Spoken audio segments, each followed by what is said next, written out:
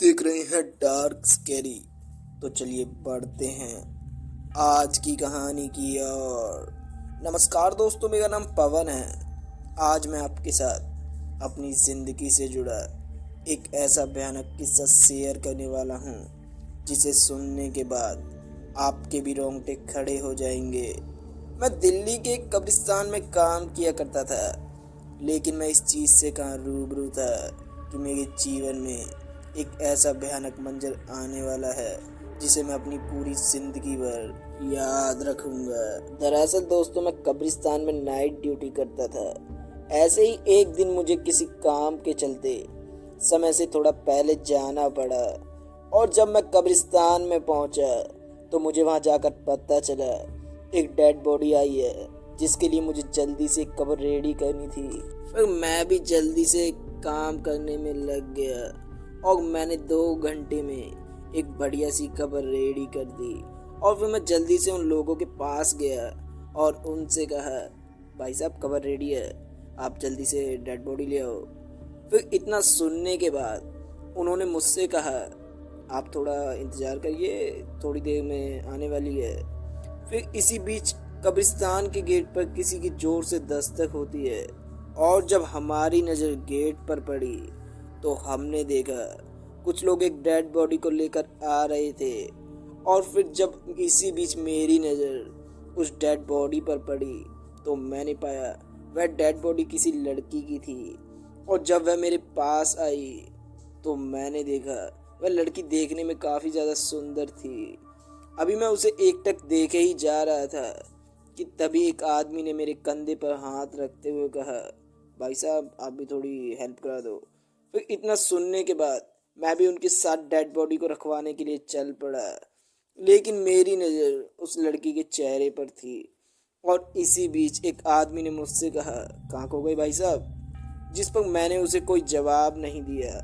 और फिर उस डेड बॉडी को दफनाने के बाद हाथ धोने के लिए चला गया, और अब आसमान में हल्का हल्का अंधेरा छाने लगा था। फिर मैं हाथ पैर धोने के बाद अपने दफ्तर की ओर जाने लगा, और जब मैं दफ्तर में पहुंचा तो मुझे मेरा दोस्त एक कुर्सी पर बैठा दिखाई दिया। फिर मैं भी उसके पास जाकर बैठ गया और हम दोनों बातें करने लगे। बातों ही बातों में पता ही नहीं लगा कि कब रात हो गई। फिर करण ने मुझसे कहा, अच्छा ठीक है भाई, मैं चलता हूँ। इतना कहने के बाद वो वहाँ से चला गया। फिर मैंने भी जल्दी से अपना खाना निकाला और खाने लगा। फिर खाना खाने के बाद मैं अपने मंजे पर जाकर बैठ गया और बाहर की ओर देखने लगा। अभी मुझे बैठे हुए कुछ देर ही हुई थी कि पता ही नहीं चला मेरी आँख कब लग गई। और जब मेरी आँख किसी शोर की वजह से रात के 2 बजे खुली तो मैंने पाया बाहर की ओर से कुछ आवाज़ें आ रही थी। हालांकि मैं कब्रिस्तान में काम किया करता था तो मेरा फ़र्ज़ बनता था कि मैं बाहर जाकर देखूं यह आवाज़ किस चीज़ की है। और जब मैं बाहर की ओर गया तो मैंने पाया सामने वाली कब्र के ऊपर कोई बैठा हुआ था। ध्यान से देखने पर पता चला कि वह कोई लड़की थी, और जब मैं उसके पास गया तो मैंने पाया वह एकदम से गायब हो गई। फिर मैं भी जल्दी से पीछे की ओर मुड़ा और अपने दफ्तर पर जाने लगा।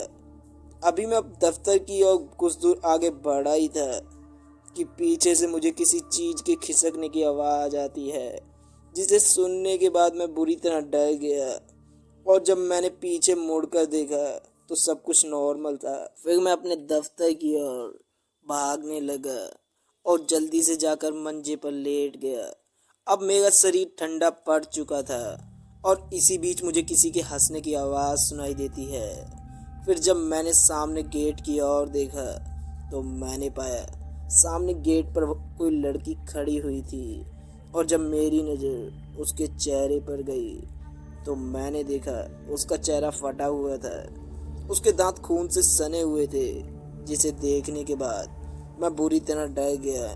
वह लड़की मेरी ओर देखकर एक अजीब सी हंसी में हंसे ही जा रही थी।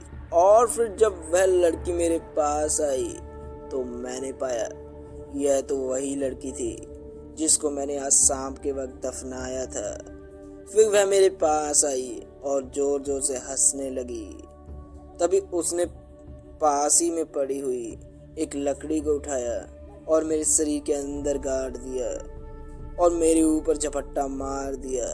फिर इसी बीच में दर्द से कराहने लगा और पता नहीं चला कि मैं कब बेहोश हो गया। फिर जब मेरी सुबह आँख खुली तो मैंने अपने आप को हॉस्पिटल में पाया और पूछने पर पता चला कि शायद मेरे ऊपर किसी जानवर ने हमला कर दिया होगा। लेकिन सच्चाई तो मैं ही जानता था और इस दिन के बाद से मैंने वह काम हमेशा हमेशा के लिए छोड़ दिया और आज मैं एक ऑटो चलाने का काम करता हूँ। तो दोस्तों, इस कहानी में बस इतना ही। कहानी आपको पसंद आई हो तो लाइक शेयर ज़रूर करें और मैं आपका दोस्त जल्दी मिलता हूँ एक और